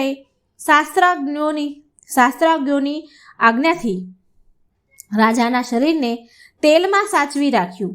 થોડા સમય પછી યજ્ઞનો ઘોડો સમગ્ર પૃથ્વી પર વિજય પ્રાપ્ત કરીને પાછો ફર્યો. પરંતુ યજ્ઞ પૂર્ણ થાય તે પહેલાં કોઈએ તે ઘોડાને ચોરી ગયું. સમગ્ર રાજ્યમાં તો હાહાકાર મચી ગયો. રાજાનો પુત્ર કુળદેવીના મંદિરે જઈ પ્રાર્થના કરવા લાગ્યો કે હે માતા, આ કઠિન ધર્મ સંકટમાંથી મારો અને મારા પરિવારનો, મારા પિતાનો ઉદ્ધાર કરો. અશ્વમેઘનો ઘોડો મને પાછો મેળવી આપો, જેથી હું યજ્ઞ પૂરો કરી મારા પિતા પ્રત્યેની મારી ફરજ પૂરી કરું. ત્યારે માતાજી બોલ્યા કે મારા મંદિરના દ્વારે એક બ્રાહ્મણ બેઠો છે. તે મારી આજ્ઞાથી તારા બધા કામ પૂરા કરી દેશે. રાજાનો પુત્ર મંદિરના દ્વાર પર બેઠેલા તપસ્વી બ્રાહ્મણ પાસે ગયો અને પ્રણામ કરી ચૂપચાપ ઊભો રહ્યો. ત્યારે બ્રાહ્મણ બોલ્યો કે માતાજીએ તને મારી પાસે મોકલ્યો છે ને, ચિંતા ન કર, હવે હું તારા બધા જ કામ પૂરા કરું છું. આમ કહી મંત્ર વેતા બ્રાહ્મણે બધા દેવતાઓને પોતાની પાસે બોલાવ્યા. રાજાના પુત્રએ જોયું તો બધા દેવતાઓ હાથ જોડી થરથર કાપતા ઊભા હતા. બ્રાહ્મણે બધા દેવતાઓને કહ્યું કે રાતના સમયે દેવરાજ ઇન્દ્રે અશ્વમેઘ યજ્ઞના ઘોડાને ચોરીને બીજે કાંઈક મૂકી દીધો છે. તે ઘોડાને તત્કાળ અહીં હાજર કરો. દેવતાઓએ તરત જ ઘોડાને હાજર કરી દીધો. બ્રાહ્મણે તેઓની જવાની આજ્ઞા આપી. આ બધું જોઈ વિસ્મય પામેલો રાજાનો પુત્ર બ્રાહ્મણના ચરણોમાં પડી તેની અદ્ભુત શક્તિ તથા સામર્થ્યના ગુણગાન ગાવા લાગ્યો અને એ વિનંતી કરવા લાગ્યો અને બોલ્યો કે હે સાધુ શ્રેષ્ઠ, મારા પિતા બૃહદર્થ અશ્વમેઘ યજ્ઞનો આરંભ કરી દૈવયોગે મૃત્યુ પામ્યા છે. હજુ સુધી એમનું શરીર તેલમાં સાચવીને રાખ્યું છે મેં. આપ કૃપા કરી તેમને સજીવન કરો તો યજ્ઞ નિર્વિઘ્ન પૂર્ણ થાય. બ્રાહ્મણને દયા આવી ગઈ. તેણે જળ મંત્રીને રાજાના શબ પર છાંટ્યું તો રાજા તત્કાળ સજીવન થઈ ગયું. બાજુમાં ઊભેલા બ્રાહ્મણને જોઈ પૂછ્યું કે હે ધર્મ સ્વરૂપ, તમે કોણ છો? તો રાજાના પુત્રએ બધી જ હકીકત કહી સંભળાવી. રાજાએ પોતાને જીવદાતા દેનાર બ્રાહ્મણને નમસ્કાર કરીને પૂછ્યું, ક્યાં પુણ્યથી આપને આ અલૌકિક શક્તિ પ્રાપ્ત થઈ છે? તો બ્રાહ્મણ મધુર વાણીમાં બોલ્યો કે આ શક્તિ તો મને ગીતાજીના 12મા અધ્યાયનો નિત્ય પાઠ કરવાથી પ્રાપ્ત થઈ છે. રાજા બૃહદર્થે યજ્ઞ પૂર્ણ કર્યો તે દિવસથી તે નિત્ય ગીતાજીના 12મા અધ્યાયનો પાઠ કરતો રહ્યો. એ પુણ્યના બળે અંતકાળે તે સદેહે વૈકુંઠ લોક પામ્યો. 12મા અધ્યાયનું મહાત્મય કથા ફળ અહીં સંપૂર્ણ થાય છે. હવે આપણે સાંભળીશું 13મા અધ્યાયનું મહાત્મય ફળ. ક્ષેત્રજ્ઞ યોગ. આ અધ્યાય 13મો છે. આ અધ્યાયનું મહાત્મય ફળ કથા શંકર ભગવાન પાર્વતીજીને અને વિષ્ણુ ભગવાન લક્ષ્મીજીને કહે છે કે હવે તમે ગીતાજીના 13મા અધ્યાયનું મહાત્મય અને ફળ કેવું મહાપુણ્યદાયી છે તથા પરમ પદની પ્રાપ્તિ કરાવનારું છે તે તમે સાંભળો. દક્ષિણ પ્રદેશમાં તુંગભદ્રા નદીના તીરે હરિહરપુર નામનું એક નગર હતું. આ નગરમાં હરિદીક્ષિત નામનો એક બ્રાહ્મણ રહેતો હતો. નામ પ્રમાણે જ તે અતિ ધાર્મિક વૃત્તિવાળો હતો. સદાય પવિત્ર આચરણ કરવાવાળો હતો અને વિદ્વાન હતો. પરંતુ દુર્ભાગ્યે તેની પત્ની નખશીખ, અધર્મી, ઉલટા અને વ્યાભિચારણી હતી. તે હંમેશા પતિ સાથે ઝઘડ્યા કરતી, પતિના સગા સંબંધીઓ અને મિત્રો સાથે અયોગ્ય વ્યવહાર કરતી. જ્યારે હરિદીક્ષિત ગામમાં કોઈને ત્યાં ધાર્મિક વિધિ કરવા કે કામ અર્થે ઘરની બહાર જતો, ત્યારે તેની પત્ની પરપુરુષને ઘેર બોલાવીને રંગ રાગ માણતી. આ બ્રાહ્મણીના પાપનો ઘડો ભરાઈ જતા તેને ભયંકર રોગ લાગુ પડ્યો. ઘણા ઉપાય અજમાવવા છતાંય તે સાજી ન થઈ અને રેબાઈને મરી ગઈ. યમરાજના દૂતો તે પાપિનીને સંયમની પુરીમાં લઈ ગયા. ત્યાં તે યમરાજાની આજ્ઞાથી ઘણા સમય સુધી ઘોર નરકાયતાના ભોગવતી સબળતી રહી. છેવટે તે એક ચાંડાલના ઘેર પુત્રી થઈને જન્મી. જાત જાતની મુસીબતો વેઠતી તે મોટી થવા લાગી. પૂર્વજન્મના અભ્યાસથી તે આ જન્મમાં પણ પાપ કર્મોમાં જ પ્રવૃત્ત રહેતી હતી. એક દિવસની વાત છે. એક ધર્મનિષ્ઠ બ્રાહ્મણના ઘેર ધાર્મિક મહોત્સવ હતો. ત્યાં બ્રહ્મ ભોજન પણ હતું. ચાંડાલણી વધ્યું ઘટ્યું ખાવાનું લેવા માટે ત્યાં ગઈ અને બારણે આરામથી બેઠી. ત્યાં ઊંચા અવાજે થઈ રહેલા ગીતાજીના 13મા અધ્યાયના પાઠનું એકાગ્રચિત્તે શ્રવણ કરવા લાગી. બન્યું એવું કે એકાએક ચાંડાલણીને ગભરામણ થતાં તેનું હૃદય બંધ પડી ગયું અને તે ત્યાં જ મૃત્યુ પામી. તેને ઢળી પડેલી જોઈ ઉત્સવમાં ભાગ લેવા આવેલા બધા જ ત્યાં એકઠા થઈ ગયા. ચાંડાળો પણ ચાંડાલણીના શબને લેવા આવી પહોંચ્યા. ત્યાં જ બધાના વિસ્મય વચ્ચે આકાશમાંથી એક વિમાન આવ્યું. તેમાંથી દેવાંગનાઓ ઉતરી અને ચાંડાલણીને ઉત્તમ વસ્ત્ર અલંકારો સજાવવા લાગી. આ જોઈ બધા વિસ્મયનો પાર ન રહ્યો. બધાને જેના ઘેર ઉત્સવ હતો તે બ્રાહ્મણ દેવાંગનાઓને પૂછવા લાગ્યો કે તમે કોણ છો અને આ ચાંડાલણીને ક્યાં લઈ જાઓ છો? ત્યારે દેવાંગનાઓ બોલી કે અમે વિષ્ણુલોકથી દેવાંગનાઓ છીએ. આજે આ ચાંડાલણીએ ગીતાજીના 13મા અધ્યાયનું અનાયસે પરંતુ એકાગ્રચિત્તે શ્રવણ કર્યું હોવાથી તેના આજ સુધીના પાપો નાશ પામ્યા છે. તેનો ઉદ્ધાર થયો છે. અમે તેને વૈકુંઠમાં લઈ જઈએ છીએ. દેવાંગનાઓ ચાંડાલણીને લઈને વૈકુંઠ લોકમાં ગઈ. આ જોઈ ત્યાં હાજર હતા તે બધા જીવનભર ગીતાના 13મા અધ્યાયનો પાઠ કરવાનો પવિત્ર સંકલ્પ કર્યો. આ પ્રમાણે શંકર ભગવાને પાર્વતીજીને કથા સંભળાવી અને કહ્યું, હે દેવી, જેઓ નિત્ય 13મા અધ્યાયનો પાઠ કરે છે તે મૃત્યુ બાદ સદગતિ પામી વૈકુંઠ લોકમાં જાય છે. હવે આપણે સાંભળીશું અહીં 13મા અધ્યાયની મહાત્મય કથા પૂરી થઈ. હવે આપણે સાંભળીશું અધ્યાય 14મો, ત્રિગુણ વિભાગ યોગ. આ 14મા અધ્યાયનું મહાત્મય ફળ અને કથા શંકર ભગવાન પાર્વતીજીને અને વિષ્ણુ ભગવાન લક્ષ્મીજીને કહે છે કે હવે તમે સંસારના બંધનોમાંથી મુક્તિ અપાવનાર ગીતાજીના 14મા અધ્યાયનું મહાત્મય ફળ તમે સાંભળો. મહારાષ્ટ્ર પ્રદેશમાં પ્રદ્યુતક નામના મહાનગરમાં બ્રહ્મદત્ત નામનો એક અતિ પવિત્ર અને ધર્મનિષ્ઠ બ્રાહ્મણ રહેતો હતો. તે જેટલો ધાર્મિક અને પરમાર્થી હતો એટલી જ તેની પત્ની વિલોભના દુરાચારી હતી. તેની કર્કશ વાણીના તીર બ્રાહ્મણના હૃદયને વીંધી નાખતા વ્યાભિચારી પત્નીના કાળા કરતૂતોથી ત્રાસી ગયેલો બ્રાહ્મણ તેને બહુ જ સમજાવતો, પણ તેની પત્ની કશું જ કાને ન ધરે. એક દિવસ બ્રાહ્મણને એવો ક્રોધ ચડ્યો કે તેણે દુરાચારી પત્નીનું ગળું દબાવીને મારી નાખી. દુરાચારી બ્રાહ્મણી પોતાના પ્રાપ્ત કૃત્યોના કારણે નરક યાતના ભોગવવા માંડી. ભોગવ્યા બાદ એક રાજાના મહેલમાં કૂતરી રૂપે જન્મી. રાજાએ કૂતરીને પોતાની સાથે શિકારે લઈ જતો. બીજી બાજુ બ્રાહ્મણ પણ પોતે કરેલા સ્ત્રી હત્યાના પાપને યાદ કરીને રીબાવા લાગ્યો. મરણ પછી તે સસલાનો અવતાર પામ્યો અને વનમાં રહેવા લાગ્યો. એક દિવસ રાજા શિકાર કરવા નીકળ્યો. સાથે પેલી કૂતરીને પણ લીધી. જંગલમાં સસલાનું ઝુંડ જોતા રાજાએ કૂતરીને છૂટી મૂકી દીધી. કૂતરી સસલાના ઝુંડ પાસે આવી. એક સસલાના રૂપમાં રહેલા પોતાના પૂર્વજન્મના પતિને જોયો. તત્કાળ તેણે બદલો લેવાનો નિશ્ચય કર્યો.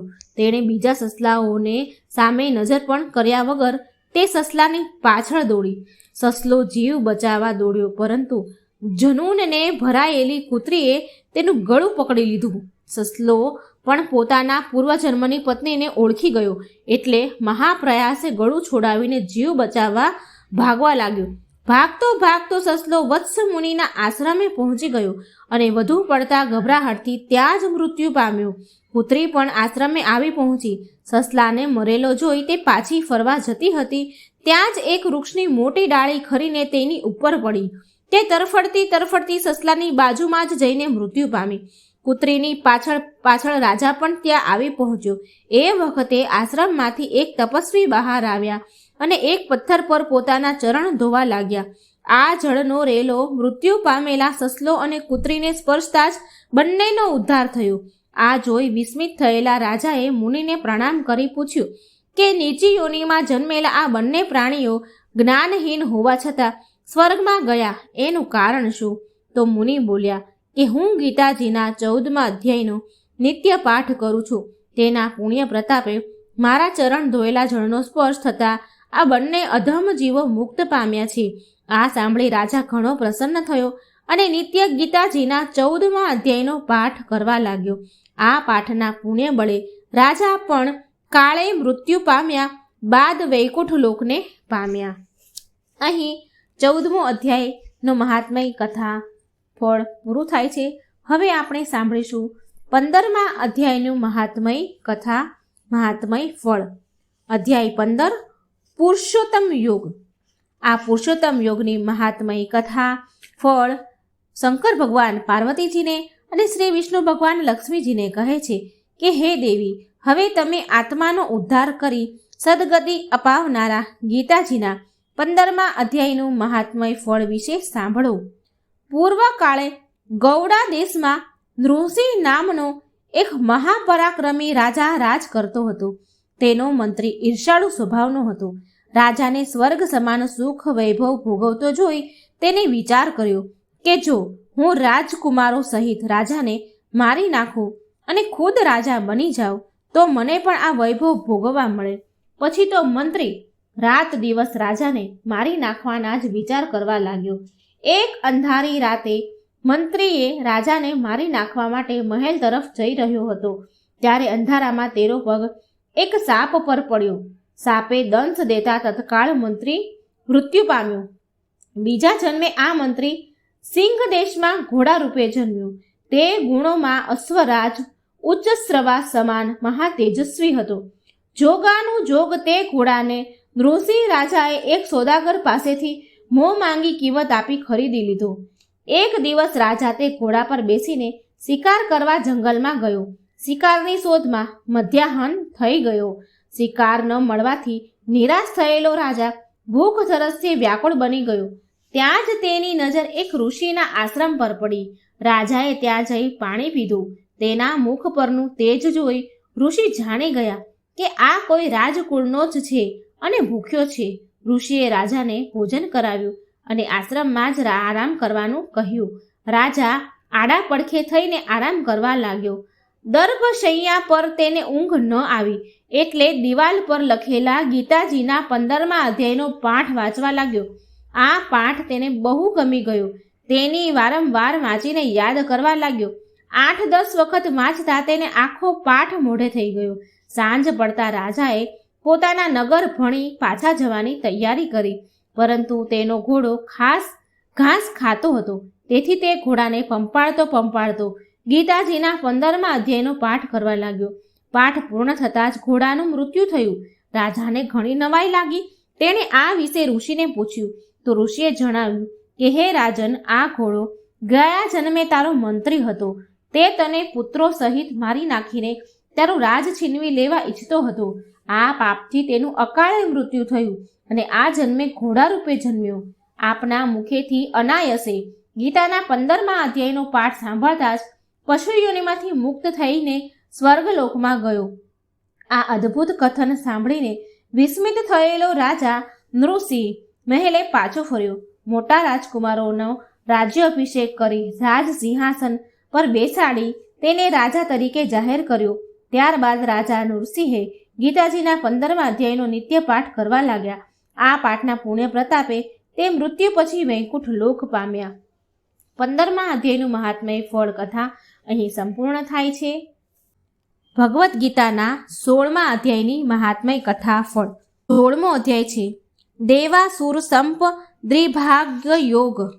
આ 16મા અધ્યાયનું મહાત્મય ફળ કથા શંકર ભગવાન પાર્વતીજીને અને વિષ્ણુ ભગવાન લક્ષ્મીજીને કહે છે કે હવે તમે રોગ, ભય અને શોકનાશક ગીતાજીના 16મા અધ્યાયનું મહાત્મય ફળ વિશે સાંભળો.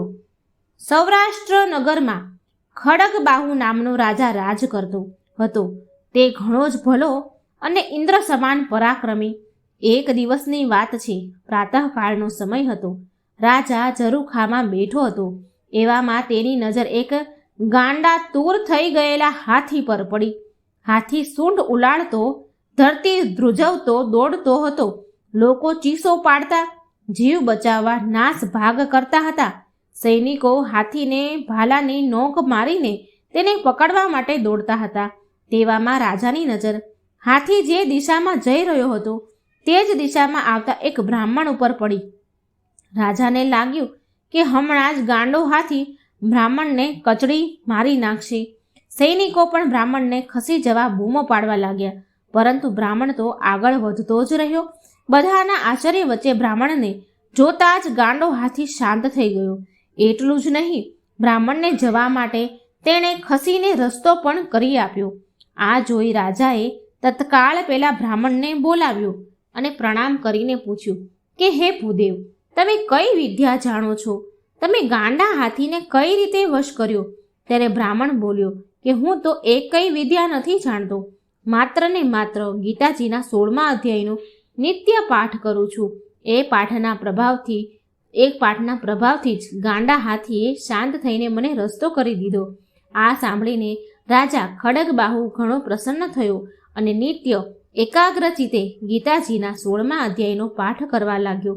એક દિવસ રાજા લાવ લશ્કર લઈને જંગલમાં શિકાર કરવા ગયો. ત્યાં તેણે એક મંદોંતના હાથીને જોયો. તાનમાં આવી ગયેલો હાથી તૌતિંગ વૃક્ષને મૂળમાંથી ઉખાડીને હુંકાર કરતો હતો. હાથીનું આવું રૌદ્ર રૂપ જોઈ રાજાની સામે આવેલો સૈનિક જીવ બચાવવા મુઠ્ઠી વાળીને ભાગી ગયો. પણ રાજા નાસી છૂટવાના બદલે હાથીને સામે ગયો. તેને જોતા તોફાને ચડેલો હાથી શાંત થઈ ગયો અને સૂંઢ ઊંચી કરીને રાજાને પ્રણામ કરવા લાગ્યો. આ બનાવ પછી રાજાની ગીતાજી પરની શ્રદ્ધા અનેક ગણી વધી ગઈ. તેણે શિકાર કરવાનો ત્યાગ કર્યો અને નિત્ય બ્રહ્મ મુહૂર્તમાં અખંડપણે ગીતાજીના 16મા અધ્યાયનો પાઠ કરવા લાગ્યો.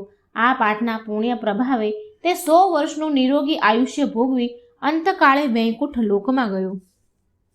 ભગવદ્ ગીતાના 16મો અધ્યાયનો મહાત્મય ફળ કથા અહીં સંપૂર્ણ થઈ. હવે આપણે સાંભળીશું 17મો અધ્યાયનું મહાત્મય ફળ કથા. અધ્યાય 17 શ્રદ્ધાત્રય વિભાગ યોગ. આ 17મો અધ્યાય છે જેનું મહાત્મય ફળ શંકર ભગવાન પાર્વતીજીને અને વિષ્ણુ ભગવાન લક્ષ્મીજીને કહી રહ્યા છે કે હવે તમે ગીતાજીના 17મા અધ્યાયનું મહાત્મય ફળ વિશે સાંભળો. મહાત્મય કથા આ રીતે છે. રાજા ખડગબાહુને એક પુત્ર હતો. તેના એક પ્રિય સેવકનું નામ દુશાસન હતું. રાજકુમારને તે અતિ પ્રિય હોવાના કારણે મહેલના તમામ સુખ ભોગવતો હતો. એક દિવસ દુશાસને હાથી પર સવારી કરવાની ઈચ્છા થતાં તે હસ્તિશાળામાં ગયો. હસ્તિશાળાની રખેવાળી કરતા મહાવતે તેને હાથી ઉપર સવારી ન કરવા અંગે બહુ સમજાવ્યો, છતાં દુશાસન માન્યો નહીં. તે હાથી પર સવાર થઈ ગયો અને જોર જોરથી મોટા અવાજે બોલવા લાગ્યો. હાથી ક્રોધે ભરાયો અને ગાંડો તૂર થઈ ડોલવા લાગ્યો. હાથી પર બેઠેલો દુશાસન સમતોલન ગુમાવી બેઠો અને જમીન પર પડ્યો. હાથીએ તેને સૂંઢમાં લપેટીને ગોળ ગોળ ફેરવી ઊંચે ઉછાળ્યો. જમીન પર પડતા જ તે મૃત્યુ પામ્યો. આ દુશાસન બીજા જન્મે હાથીનો અવતાર પામ્યો. સિંહલ દ્વીપના રાજાએ આ હાથી ખડગબાહુના પુત્રને ભેટ આપ્યો. હાથી અહીં સૌરાષ્ટ્ર નગરમાં પાછો આવતા જ તેને પોતાનો પૂર્વજન્મ યાદ આવી ગયો. મહેલમાં ભોગવેલા સુખ વૈભવ યાદ આવ્યા. હાથી બનેલો દુશાસન મનોમન એવો ઉદ્વિગ્ન રહેવા લાગ્યો કે તેણે ખાવા પીવાનું છોડી દીધું. આથી તે માંદો પડી ગયો. ઘણા ઉપચાર કરવા છતાં તે સાજો ન થયો. એક દિવસ એક બ્રહ્મજ્ઞાની બ્રાહ્મણ રાજાના દરબારમાં આવ્યા. રાજાના મુખ પર વિષાદ જોઈ તેણે પૂછ્યું તો રાજાએ પોતાના હાથીની માંદગીની વાત કરી. બ્રાહ્મણ ઘણો જ્ઞાની હતો. તે તત્કાળ રાજાને લઈને હાથી પાસે ગયો અને ત્યાં તેણે ગીતાજીના 17મા અધ્યાયનો પાઠ કર્યો. પછી મંત્રેલું જળ હાથી ઉપર છાંટ્યું તો તેનો પશુ યોનિમાંથી ઉદ્ધાર થયો. તેને લેવા વિષ્ણુના દૂતો વિમાન લઈને આવ્યા. હાથીને આવી પરમ મુક્તિ મળેલી જોઈ વિસ્મિત થયેલા રાજાએ બ્રાહ્મણને આ વિશે પૂછ્યું તો બ્રાહ્મણ બોલ્યો કે હું નિત્ય શ્રદ્ધાપૂર્વક ગીતાજીના 17મા અધ્યાયનો પાઠ કરું છું. આ પાઠ દ્વારા મંત્રેલું જળ હાથી ઉપર છાંટવાથી જ તેનો ઉદ્ધાર થયો છે. આ જોઈ રાજા ખડગબાહુ પણ નિત્ય ગીતાજીના 17મા અધ્યાયનો પાઠ કરવા લાગ્યા. આ પાઠના પુણ્ય બળે તે પૃથ્વી પરના સર્વ સુખ ભોગવીને અંતકાળે સદેહે વૈકુંઠ લોક પામ્યા. 17મા અધ્યાયનું મહાત્મય ફળ કથા અહીં સંપૂર્ણ થઈ. હવે આપણે સાંભળીશું છેલ્લો 18મો અધ્યાયનો મહાત્મય ફળ કથા. અધ્યાય 18 મોક્ષ સંન્યાસ યોગ.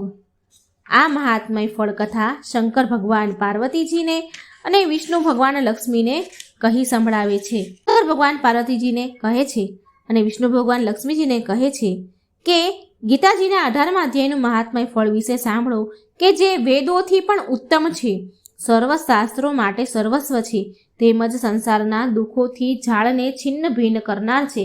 સિદ્ધ પુરુષો માટે આ પરમ રહસ્યની વસ્તુ છે. મેરુ પર્વતના શિખર પર અમરાવતી નામની એક દેવતાઓની રમણીય નગરી છે. તેને પૂર્વકાળમાં વિશ્વકર્માએ બનાવી હતી. આ નગરીનો રાજા ઇન્દ્ર તેની પત્ની સચી સાથે રહેતો હતો. એક દિવસની વાત છે. ઇન્દ્ર દરબાર ભરીને બેઠા હતા. એવામાં જ ઇન્દ્રએ જોયું કે વિષ્ણુ ભગવાનના દૂતો એક અદ્ભુત પુરુષને લઈ આવી રહ્યા છે. તે પુરુષને 1000 આંખો હતી. વળી તેના મુખ પર સૂર્ય સમાન તેજ હતું. ઇન્દ્ર તે 1000 આંખોવાળા પુરુષનું તેજ જીરવી ન શકતા મણિમય સિંહાસન પરથી પડી ગયો અને બેભાન થઈ ગયો. આથી ઇન્દ્રના સેવકોએ દેવલોકના સામ્રાજ્યનો મુંગટ તે અદ્ભુત પુરુષના મસ્તક પર મૂકી તેને સિંહાસન પર બેસાડ્યો. પછી તો સ્વર્ગના નવા રાજાની ખુશાલીમાં દિવ્ય ગીતો ગવાયા. દિવાંગનાઓની સાથે દેવતાઓ તેની આરતી ઉતારવા લાગ્યા. ઋષિઓએ વેદ મંત્રોનો ઉચ્ચારણ કરી તેને આશીર્વાદ આપ્યા. ગંધર્વો મધુર સ્વરમાં મંગલમય ગીતો ગાવા લાગ્યા. કિન્નરો સંગીતના કર્ણપ્રિય સૂર વહાવા લાગ્યા અને અપ્સરાઓ મનોરમ નૃત્ય કરવા લાગી. જ્યારે ઇન્દ્ર ભાનમાં આવ્યો ત્યારે તેને જાણ થઈ કે ઇન્દ્રનું ઇન્દ્રાસન છીનવાઈ ગયું છે. હવે તે સ્વર્ગનો અધિપતિ રહ્યો નથી. તેને વિષ્ણુ ભગવાન પાસે જઈને ફરિયાદ કરી, હે પ્રભુ, મારાથી એવો કયો અપરાધ થયો કે મારું ઇન્દ્રાસન મારે છોડવું પડ્યું? પૂર્વકાળે મેં 100 યજ્ઞનું અનુષ્ઠાન કરી તમને પ્રસન્ન કરીને આ સ્વર્ગાધિપતિનું પદ પ્રાપ્ત કર્યું હતું. પરંતુ તે પુરુષે એવું તે કયું કર્મ કર્યું છે કે તેનું પુણ્ય બળ મારા કરતાં પણ વધી ગયું અને આજે દેવલોકનો અધિપતિ બની ગયો છે? ત્યારે વિષ્ણુ ભગવાને કહ્યું કે હે ઇન્દ્ર, તે અદ્ભુત પુરુષ નિત્ય ગીતાજીના 18મા અધ્યાયનો 100 પાઠ અત્યંત શ્રદ્ધાપૂર્વક કરે છે. આ પાઠનું પુણ્ય સર્વ પુણ્યોમાં શિરોમણી છે. તેથી તેનું પુણ્ય બળ વધી જતા તે દેવલોકનો અધિપતિ થયો છે. તમે પણ નિત્ય ગીતાજીના 18મા અધ્યાયનો પાઠ શ્રદ્ધાપૂર્વક કરશો તો તેના પુણ્ય બળે અવશ્ય તમને ઇન્દ્રાસન પાછું મળશે.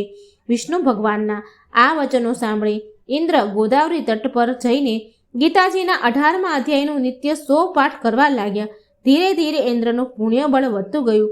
એક દિવસ સહસ્ત્ર આંખોવાળો પુરુષ ઇન્દ્ર પાસે આવ્યો અને તેને ઇન્દ્રાસન સ્વીકારી લેવાની વિનંતી કરતા બોલ્યો કે મને ઇન્દ્રાસન કરતાં વૈકુંઠ વધુ પ્રિય છે. આ તો તમને ગીતાજીના 18મા અધ્યાયનું મહાત્ફળ જણાવવા માટે હું ઇન્દ્રાસન પર આરૂઢ થયો હતો. જો તમે નિત્ય ગીતાજીના 18મા અધ્યાયનો શ્રદ્ધાપૂર્વક પાઠ કરતા રહેશો તો કોઈ તમારું ઇન્દ્રાસન છીનવી નહીં શકે. આમ કહી ઇન્દ્રને ઇન્દ્રાસન સોંપી તે અદ્ભુત પુરુષ વૈકુંઠ લોકમાં ચાલ્યો ગયો. હે પાર્વતી, જે મનુષ્ય શ્રદ્ધાપૂર્વક આ પાઠનું શ્રવણ કરે છે તે સમસ્ત યજ્ઞો કર્યાનું ફળ પામી અંતકાળે વૈષ્ણુ ભગવાનના વૈકુંઠ લોકમાં જાય છે. તો મિત્રો, અહીં આપણે હવે ભગવદ્ ગીતાના 18 અધ્યાયની મહાત્મય કથા સાંભળી અને આ કથા સાંભળવાનું ખૂબ પુણ્ય છે. આપણા સર્વ પાપો બળી, ગમે તેવા જઘન્ય પાપ હોય એ બળીને ભસ્મ કરે છે. માટે આ અધ્યાયોને સાંભળી અને આપણું જીવન સાર્થક કરીએ. આ મરણના જીવતાના જે ફેરા છે એ આપણે ટાળીએ અને ભગવાનના વૈકુંઠ ધામ જઈએ. માટે આ અધ્યાય જરૂર સાંભળજો. જય શ્રી કૃષ્ણ. રાધે રાધે. Thank you.